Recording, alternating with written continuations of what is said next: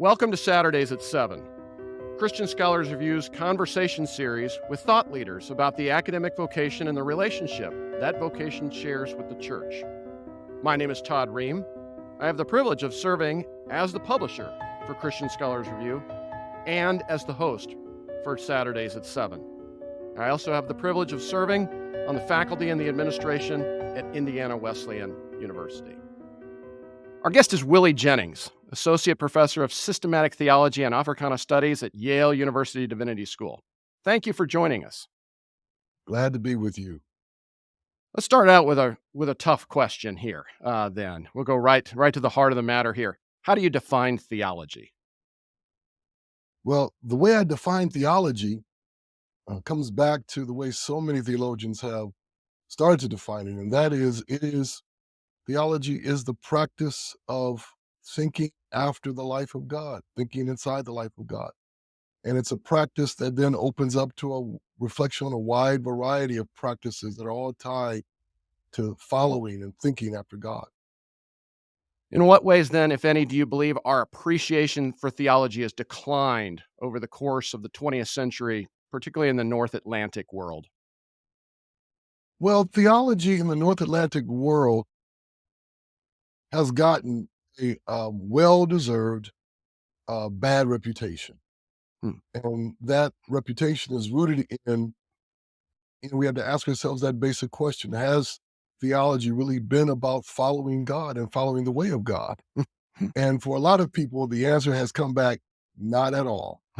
And so theology has gotten a bad reputation, a well-earned bad reputation, because in many ways, theology as a practice done both in the church and in the academy, has struggled to say honestly that it is following the way of God, that it is a following after the life of God that has been revealed to us. And so it's earned a reputation for following many things, the least of which is following God. Thank you. In what ways, then, if any, amidst these challenges, do you believe our appreciation for theology has improved? It has improved in this sense, that our appreciation for theology has improved in the fact that a wider variety of peoples, a wider diversity of people who have claimed life in God are also claiming to do theology and being theologians. And so from the academy to the church, from the street to the pew, we have more people taking up the practice and the mantle of thinking theologically, doing theology, reflecting theologically. And so that has been the great enhancement. And that enhancement, I think I should rush to add, that enhancement has been built inside nothing less than a miracle. And what is that miracle? That so many people who were offered a destructive vision of theology and destructive theology were able to spy out in the midst of that destructive stuff that they were given something life-giving. And that is nothing less than a miracle of the Holy Spirit, that people who were raised in contexts where theology was used to destroy their very life were able to spy out a different kind of theology and a different possibility for theology right amid horror. Yeah. And we have to give God thanks for that kind of clarity that was given and continues to be given by the Holy Spirit. Yeah. I love that phrase, spy out. And the operative work of the Holy Spirit is in such a fashion in our lives at times. In your estimation, then, what, if anything, would the church-related university lose if theology disappeared from its offerings? If we lost theology, especially from church-related universities and colleges, what we would lose is we would lose the heart of an intellectual, not only struggle, but the heart of an intellectual journey that needs to be present in the middle of every university. And what is that journey? The journey is life with God. And it is a journey that is not only worth keeping at the center of an intellectual endeavor, but it really enlightens, vivifies, brings to life all intellectual endeavors, to have that endeavor at the center of our work in the academy. In your estimation, then, what would the church lose if theology disappeared from the church-related universities' offerings? The church would lose its depth of thinking that is not only its responsibility, but its inheritance, deep calling to deep. And the university has many problems. The modern academy has many problems, but one thing that it does provide, it provides the space and the time to hear the deep calling to the deep. Yeah. And so churches need the university, and they need the university setting, the college setting, the academic setting, in order to understand the depth of life with God that God is calling us into, and a depth that reaches into the very character of our existence as creatures. And so without that, we wander into a superficiality, not only of our faith, but of our life in God. Thank you. That's beautiful. In what ways, then, should the practice of theology in the church-related university be comparable to the practice of theology in seminary contexts? Well, what we're talking about are degrees of intensity. Hmm. And with the freestanding seminary, or the seminary that's not connected to a university, there is a beautiful intensity that should be there in the intellectual endeavor, in the work of theology. And that intensity is magnified in the university setting, where you are engaged with more disciplines. And so, in the context of these other disciplines and their points of inquiry, their ways of life of inquiry, Yeah. It deepens it intensifies, if you will, what theology should be about, because we're talking to a wider variety of people in the university. And so it's not a difference of kind. It's not a difference of quality. It's not a difference of character. It is a difference of intensity. We press further into more in the context of the major university and the modern university. Yeah. Your education includes both study at a church-related university, at Calvin, a college, now Calvin University, as an undergraduate, and then a Go free night. and then a freestanding seminary at Fuller Seminary, and then did doctoral work at Duke University. At what point did you believe you were called to the ministry? You know, I wandered into college because I sensed a call to ministry. I had no idea what Calvin at the time, Calvin College, as you said, now Calvin University. I had no idea what Calvin was. I showed up and said, I want to take a few courses on the Bible. And the admissions director, now of blessed memory, the older gentleman said, well, Willie, I think we can help you with that. We've And a got few just a other few things courses. too. So when I stepped into Calvin, I realized that there was a greater calling that was starting to unfold for me when I was walking through those halls.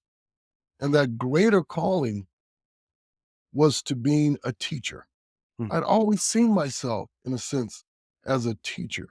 But at Calvin, I came to understand what it meant to enter the life, teaching life, the learning life. And so what happened is that the entire fabric of the academy I started to feel that fabric, the learning experience, the teaching experience, the conversations, the moments of enlightenment, the moments of frustration, all of that became a part of the calling for me of recognizing that I'm called to being a teacher. And I put it that way rather than saying the life of the mind, because I don't want to give the impression of what's often given when you say the life of the mind, a certain disembodied reality of seeking a certain very narrow vision of intellectual life. For me, it wasn't so much the life of the mind, it was the life of the teacher. Mm.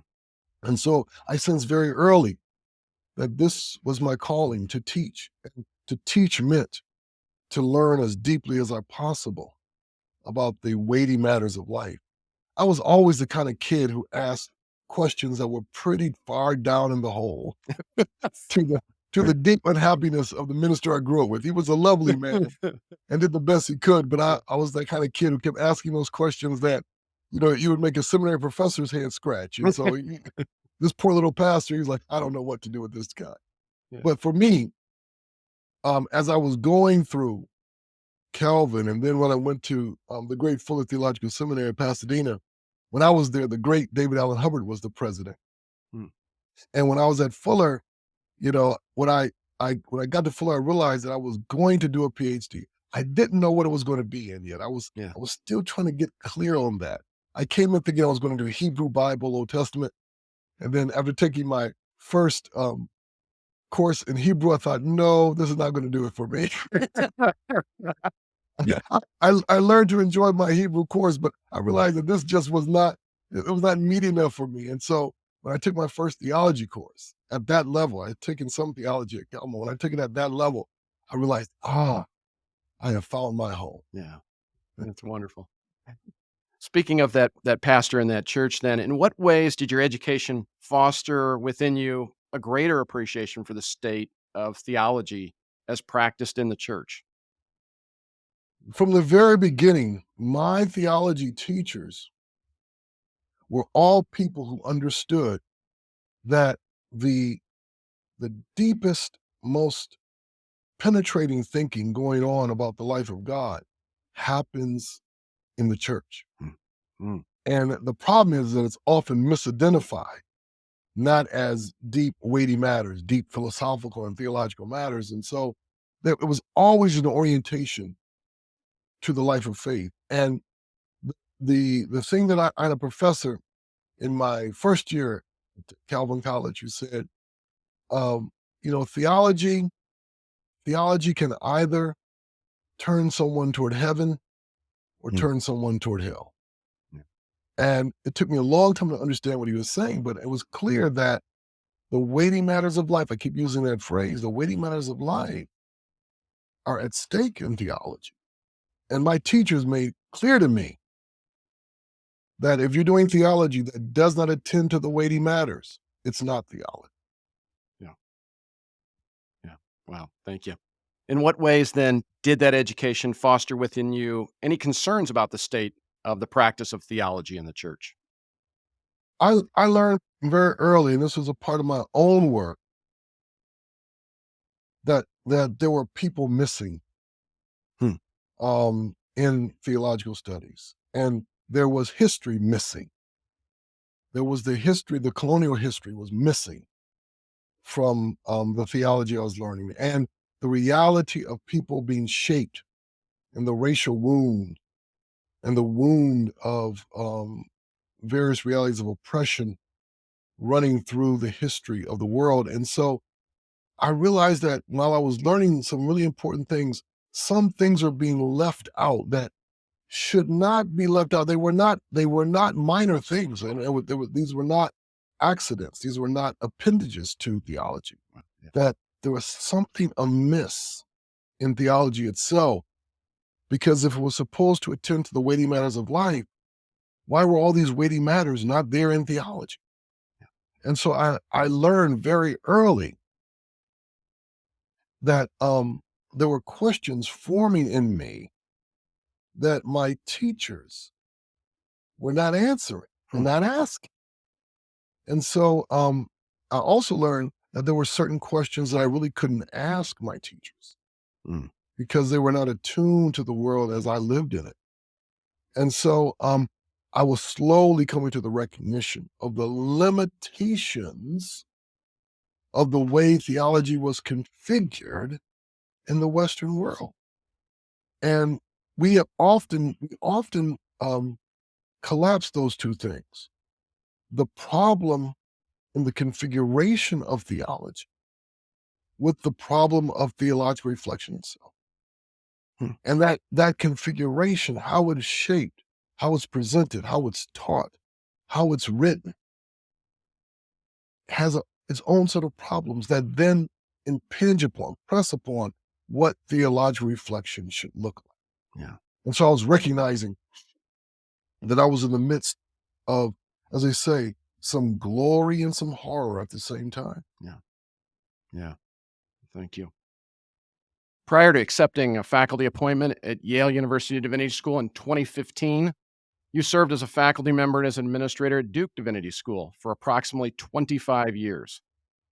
As Duke made the transition from intersecting with a secular culture to what some have called a post-secular culture, in what ways, if any, did your role as an administrator within the Divinity School change?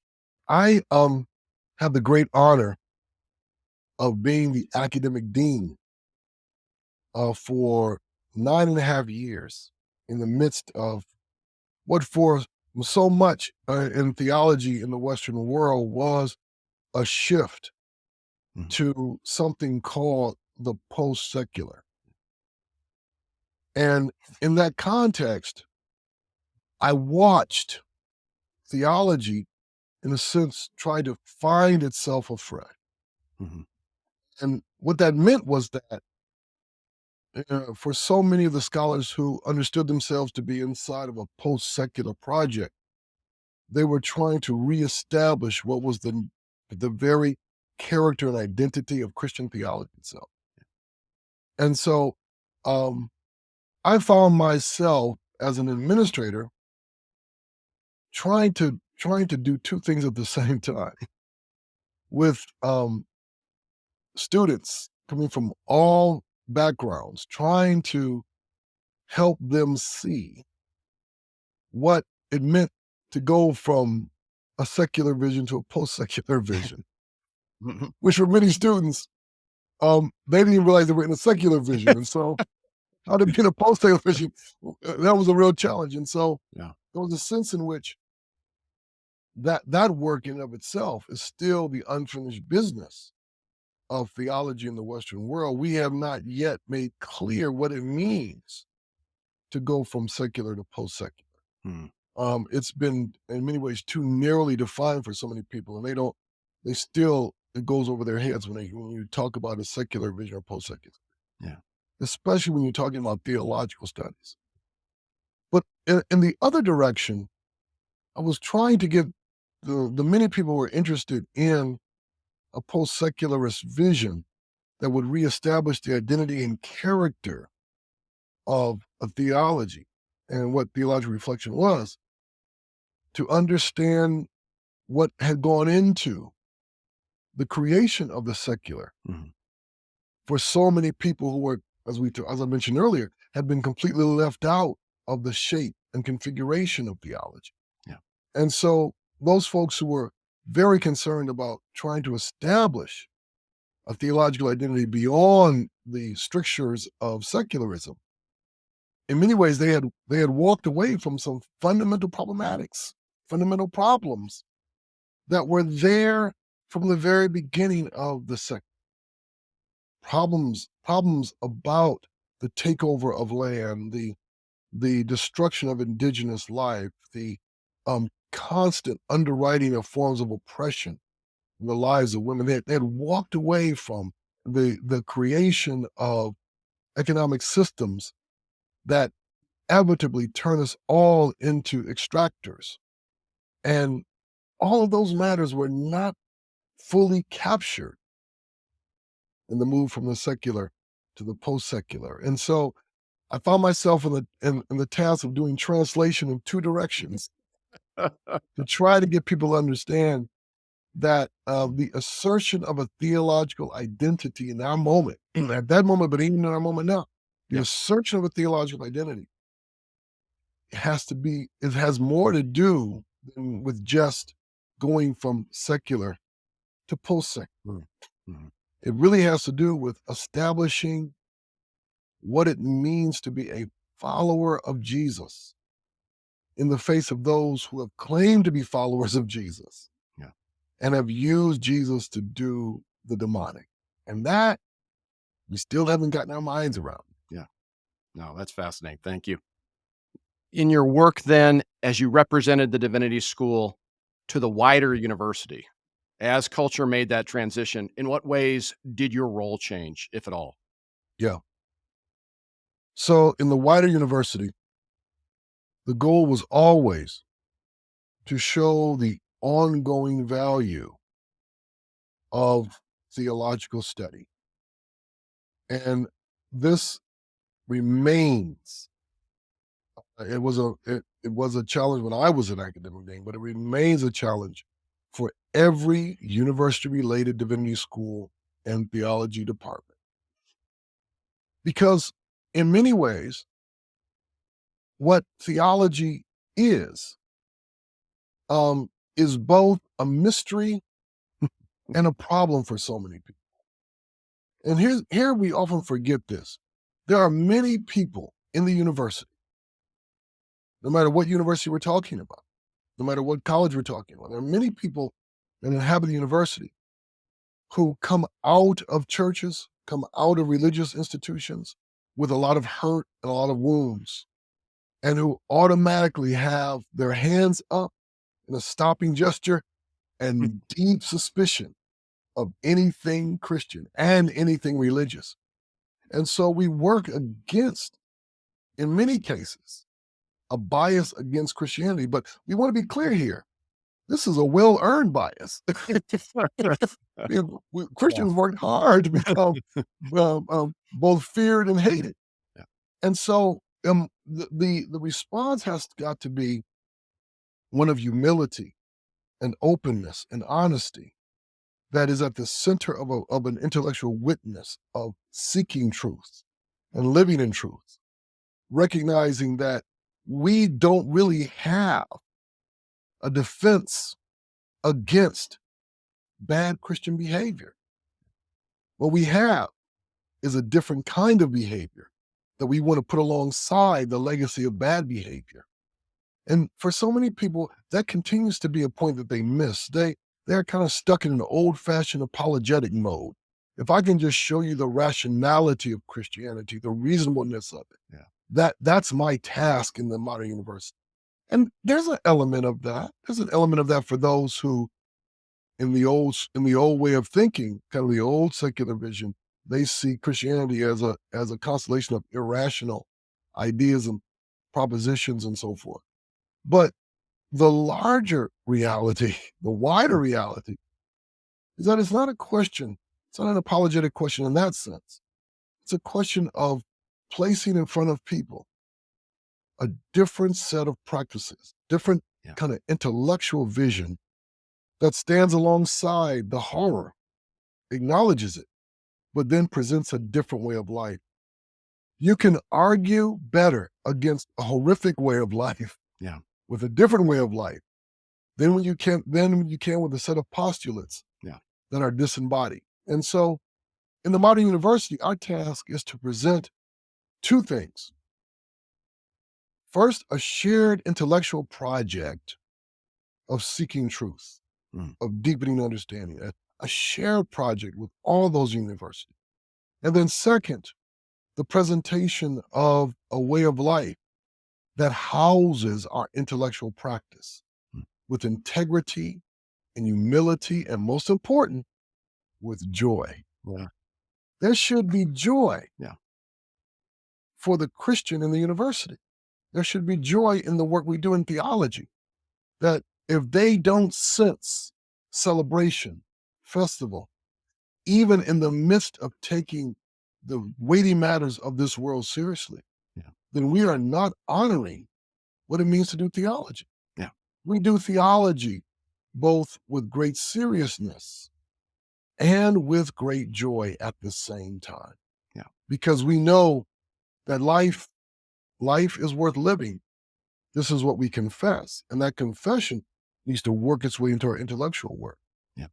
At this moment, especially in the Theological Academy, there's a growing number of people who the seriousness of our task has been presented in such a way that it drains the joy of our task. And so as I try to say to many people, yes, you need to take what we're facing seriously in this world. But the seriousness means you also recognize that you are inside the life of God as you do. And the seriousness with which God is taking the struggles of the world is also bound up with the seriousness with which God has brought you into the joy of the Lord at the same time. Now, for so many intellectuals that I meet in the academy, especially those outside of Christianity, they are looking for two things. The first thing they're looking for is they're looking for a way of life to anchor their intellectual work. They're looking for that. And we in the Theological Academy, we can present one. So here is one. Yeah. The second thing they're looking for is a reality of joy coupled with hope that sustains the looking at the horrors of this world, the stubborn problems of this world. But yet there is joy and hope even in the hard work of looking and analyzing. Yeah. And what they're looking for are people who show both of those. Yeah. That to me is true apologetics. If you want apologetics, that's true apologetics. No, that's beautiful. In a conversation I previously had in this series with Alistair McGrath, he said people are desperate for, and this is what theology can offer, intellectually interesting engagement, but also engagement that must be existentially compelling. And we've got to have both. And especially we've got to have the latter. And that the academy, people in the academy are desperate for that today. And theology can and should offer that. So, yeah, thank you. Your book, The Christian Imagination, then, if we could turn to talk about that for a few minutes. Theology and the Origins of Race. It garnered widespread acclaim, including, two such prizes, the Grawemeyer Prize in Religion and the American Academy Award for Excellence. Would you please begin by explaining how you came to conceive of such a project?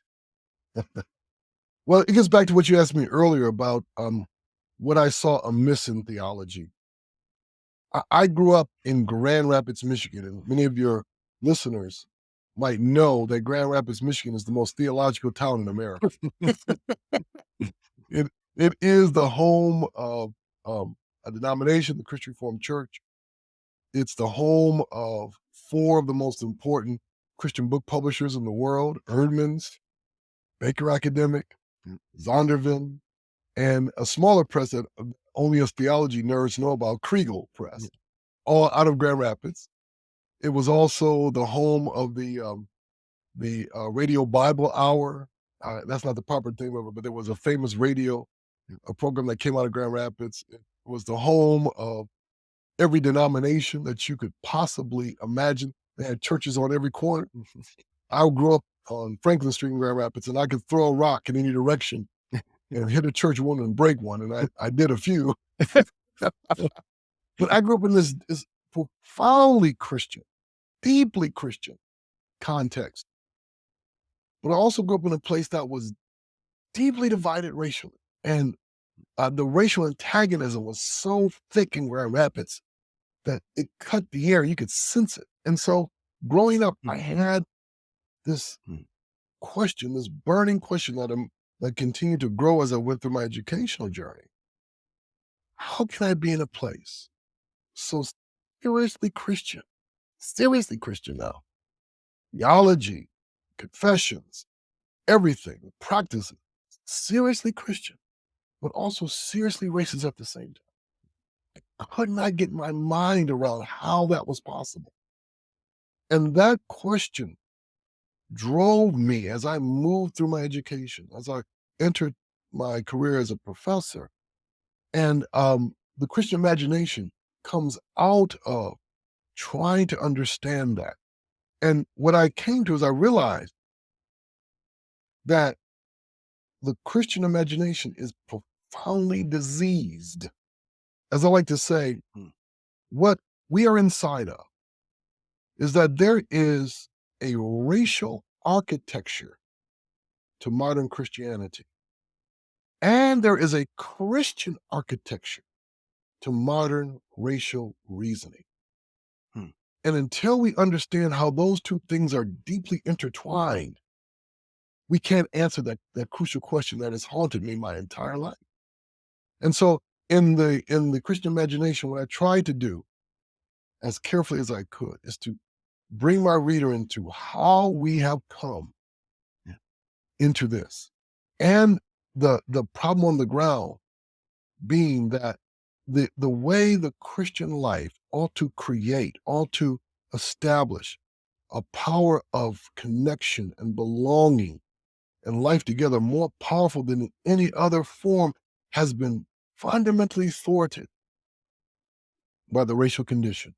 And the reason is because it drew, like a parasite, it drew the power of Christian belonging into itself. And that power has remained stolen from Christianity. And it is inside the racial imagination, which is a fundamental, we're living in right now, is a fundamental part of the architecture of our current political and social disasters, because that energy to establish connection, to create allegiance that was born of Christianity, was sucked from Christianity inside the racial imagination. And so that's what the Christian imagination tries to lay out. Yeah. And in doing that, I put on the table some fundamental ideas that over the years, I'm so glad more and more people have started to work with and think about. The relationship between land and race, the relationship between land and the body, the relationship between supersessionism and a Christian vision, or should I say a destructive Christian vision. Mhm. All of that I lay out there. Yeah. Your book was widely read, widely debated, and I would say well received by a variety of individuals. In what ways did readers of color, in your opinion, properly appreciate your book? I think the ones who read it, all appreciated two things. One, the laying out as clearly as possible how race and theology are woven together in ways that I think many have been trying to say, Yeah. but had not been able to show its architecture. Okay, this is where it comes from. And I think there was also deep appreciation of the complexities of trying to establish a Christian vision of existence and of life that is more powerful than a racial vision of life. And so there was great appreciation for me showing what's at stake in trying to actually be a Christian at this moment. In what ways then did white readers properly appreciate your book and what you tried to do? The most important takeaway that many white readers came to, as one dear person said to me, I finally understand what whiteness is. I had no I had no idea what it was, but when I read your book, I finally understand Yeah. that being white is not biology. Yeah. I did not know people, folks had said, someone had told me it was a social construct, but I didn't know what they meant by that Yeah. until I read your book. Yeah. And so but I think what was also the case is for so many white readers to see the ways in which the supersessionist logic that was born of Christianity, to see how it actually laid the groundwork Yeah. for a destructive theological vision. And so there was great appreciation for that. Yeah. If I may then ask sort of the reverse question here then. In what ways, if any, did readers of color improperly appreciate your book? Probably the one place where some people have struggled with it is the way in which I showed that racial existence has not been good for anyone. Hmm. Not only not good for people who identify as white, but not good for people who identify as black. Not good for people who identify along the entire spectrum of racial existence. That it's though we are in a sense still working with these ideas. Yeah. I was like to say these junkyard ideas. What many people struggle with is how to think beyond, and it's not so much thinking beyond race. It's recognizing that these categories themselves and the way they want to shape our imagination moving forward have to be subverted. And so for many people, but this is also true for my white readers as well, Okay. that how to imagine life together in ways that create the ground for a new self-definition. Yeah. A real struggle. Yeah, that was going to be my next question, was the other side of that, and that, in what ways did white readers improperly understand your book? But yeah. Well, it gets back to the thing I mentioned a moment ago, that while some said, thank you, I never understood what whiteness is, others have said, I still don't know what whiteness is. That's like one of the most difficult things that the Christian imagination put on the table was to show to my white readers that there's a difference between this phenomenon of whiteness and what it means to identify as a white person.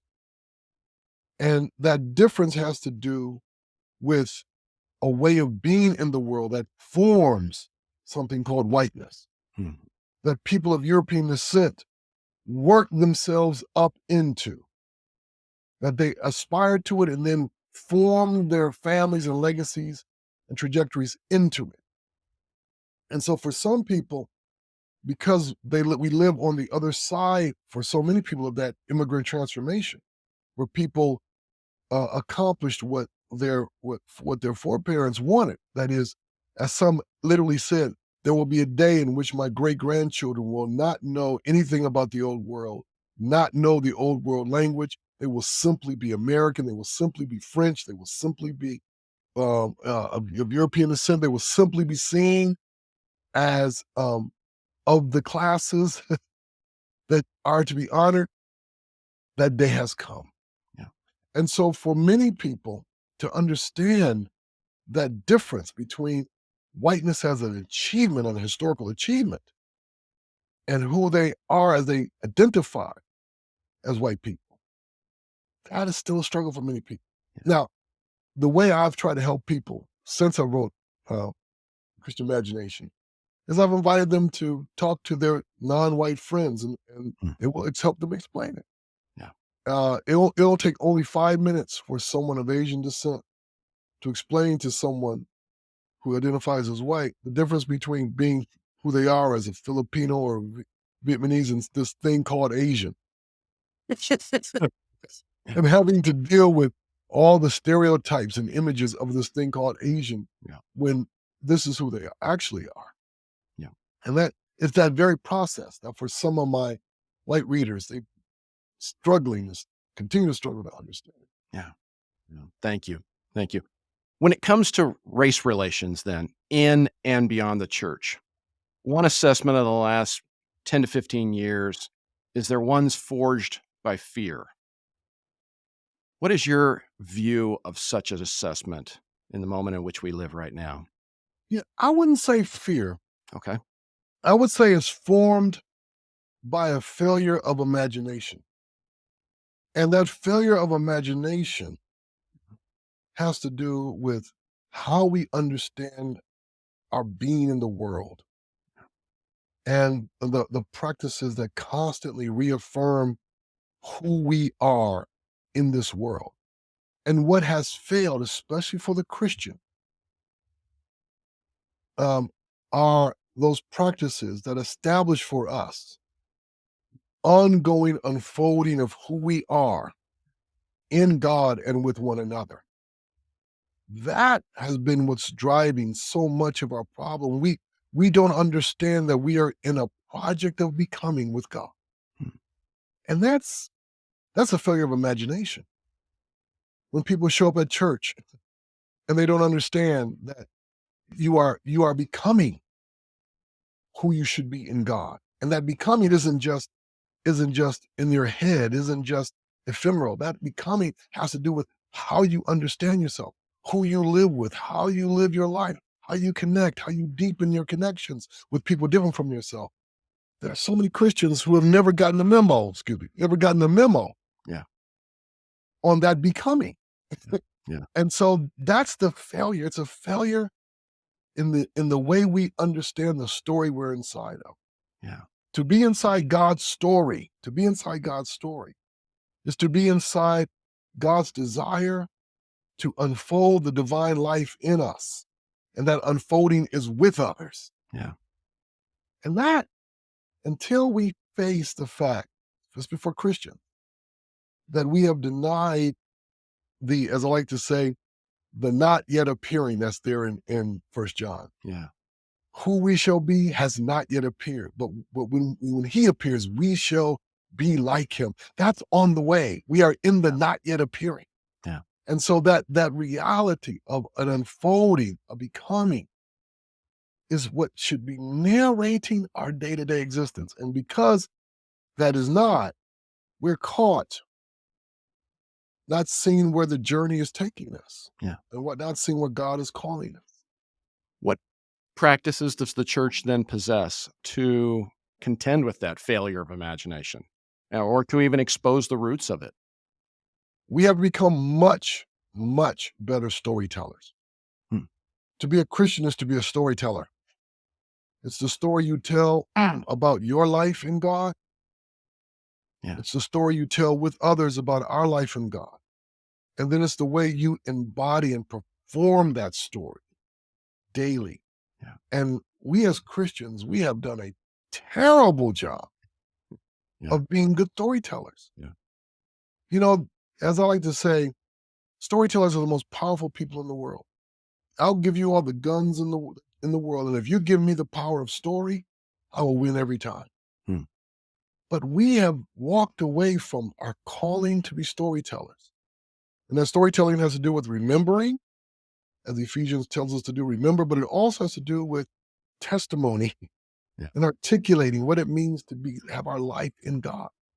And so many of us have got to be schooled again in the practices of storytelling, remembering, testimony, articulation of my life in God, the recalibrating of how I understand my struggles as struggles within God, the recalibrating of how I understand what it means to be a disciple who is listening to the Spirit of God.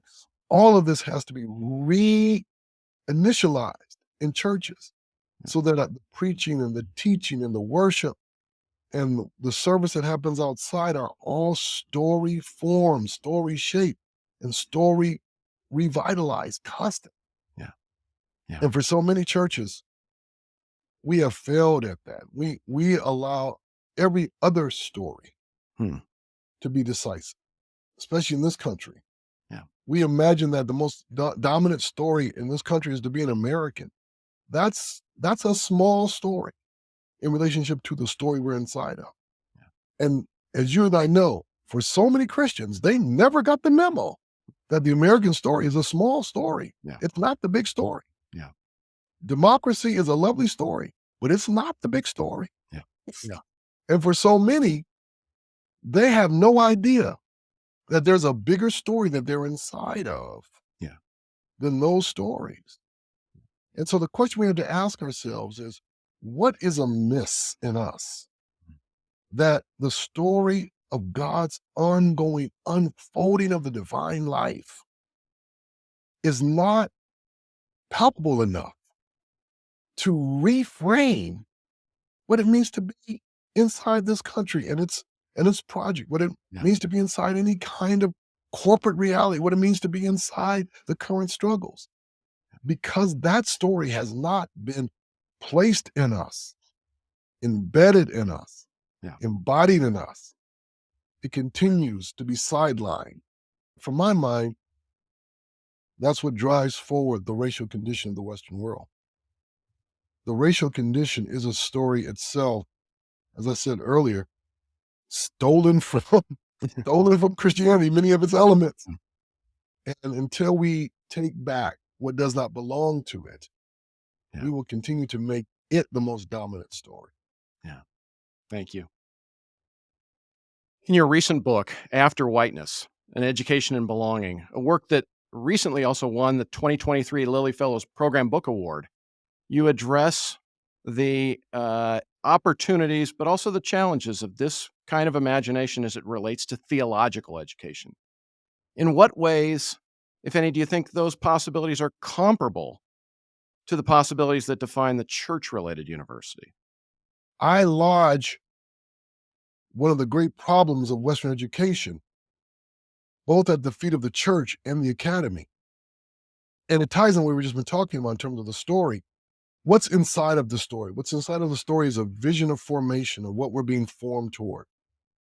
The problem we face in the Western world in terms of education is that there is one overarching dominant image that has shaped the trajectory, the formation trajectory of Western education. And that's to shape all of us, whether we're male or female, whether we are rich or poor, no matter what our nationality, no matter what our gender, no matter what our sexuality, no matter what we are. It has taken all of us and aimed us toward becoming this one kind of person. Hmm. And that is the persona of a white, self-sufficient man Hmm. who, as I say, exercises three dismal virtues: possession, mastery, and control. Yeah. And so much of Western education, both tied to the church, tied to the university, tied to all the academy, has been to shape us into him. And that image continues to work so much horror in this world. If I had time, I would love to tell you about the many people who have read After Whiteness and given me testimony after testimony of the horror of their education. And as I like to say, I've heard from people from everywhere except mainline China and Hong Kong Hmm. who have stories about being forced to become or aim their life toward that man. And so the alternative vision that I lay out in After Whiteness that I think is so important for the church and for the academy is Jesus and the crowd. Yeah. That image. I want all of us to meditate on that image. Jesus gathers a crowd. And this, for me, is so crucial because the crowd is not Christian. The crowd are people, many of whom hate each other, many of whom without Jesus would be killing each other. But they are gathered because they want something from this Jesus. They want to hear something or get something from him, or they've heard about him, a Yeah. curiosity or a desperation, but they are there because of Jesus. And that reality of gathering a crowd, I want us to put that at the very center of our pedagogical imagination, at the very center of our educational trajectory, to cultivate people, no matter what they're hoping to do with their career, with their life. What they do are gather people together who would never want to come together except because of the way you do your work. I was recently talking to a group of undergraduates at a wonderful school here in Connecticut. And I was saying to the students that, your parents sitting here because they want you to have wonderful careers. And I want that too for you. But more than a great career, I want you to be people who through your careers create great community. Yeah. And that's crucial for us. Yeah. And that joins both church and academy at the site of where the beginning and end of Jesus's ministry is. Yeah. What is that? Yeah. Jesus gathers the multitudes. And if we're lucky, if we're blessed, what comes out of that gathering of the multitude are those who will linger with Jesus and form something we call congregation. Yeah. So we take this image, that you put before us as a sort of properly ordered understanding of the Christian academic vocation. What practices, when we think about, faculty formation, what practices should we offer our colleagues and should draw us together as we prepare then to engage this crowd? I think the first thing we should be offering is that they ought to see in us exquisite listeners. People who have the ability to listen carefully. And as I like to say, we should focus in on the most important characteristic that a scholar cultivates in themselves and in others. And what is that? Attention. Hmm. We show people who pay exquisite attention to the details, but also to the people in front of us, that we see them. We see them as we're listening to them. Yeah. So we show that we are people who listen, and that listening works itself out into a beautiful ability to pay close attention. Secondly, what we do show ourselves to be are learners. Hmm. As I like to say, this is one of the things about Western education and the Western intellectual that we have not gotten our mind around. This is part of the colonial wound. You see, the colonialists, the missionaries, and those who followed who weren't missionaries, when they came into the New World, they saw themselves first and foremost, and in fact, exclusively, as teachers, not learners. Yeah. And so they imagine that what it means to give witness to God is to always be teaching and never learning, which is a profound reversal of what we learned from the incarnation. The baby Jesus did not show up teaching. He learned. And even as one who learned, he was yet God. Yeah. And that, for us, is a crucial reality in which to think our own life, that there is a witness, a deep and profound and beautiful witness of the God of Israel found in Jesus by simply shutting our mouths and learning. Yeah. And showing ourselves to be people learning. And that's the second thing that's so crucial for us.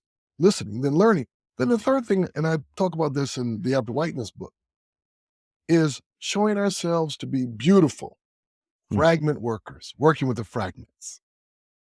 And I note three kinds of fragments that we ought to show ourselves working with.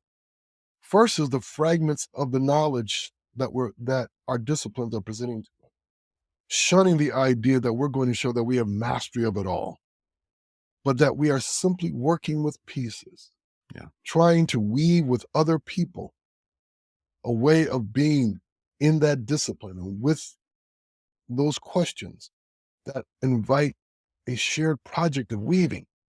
But then we take that fragment of knowledge and we join it to the fragmentation that so many peoples have experienced due to the history of colonialism and racism and sexism, the shattering of lives and the little pieces that people are trying to hold together and sew together. And to take those two realities of fragment and with students and with others, start to weave them together to announce a shared project of learning. And we do all that resisting the thing that we are all faced with in education. And that is its utter and complete commodification. To turn people's lives and their stories and their struggles and their histories into little bite-sized pieces of information that can be bought and sold. And as I say, we who are in the academy, we are always in danger of turning people's lives and what we learn about their lives into commodities. And we are in danger of becoming merchants. Yeah. And so we resist that one while we do our best to show ourselves to be beautiful quilters, weavers of the fragment. Yeah. It's a wonderful way to end our time together today. Thank you, Willie. Our guest has been Willie Jennings, Associate Professor of Systematic Theology and Africana Studies at Yale University Divinity School. Thank you for taking the time to share your insights and your wisdom with us. Oh, so glad to be with you. Thank you for joining us for Saturdays at 7. Christian Scholars Review's conversation series with thought leaders about the academic vocation and the relationship that vocation shares with the church. We invite you to join us again next week for Saturdays at 7.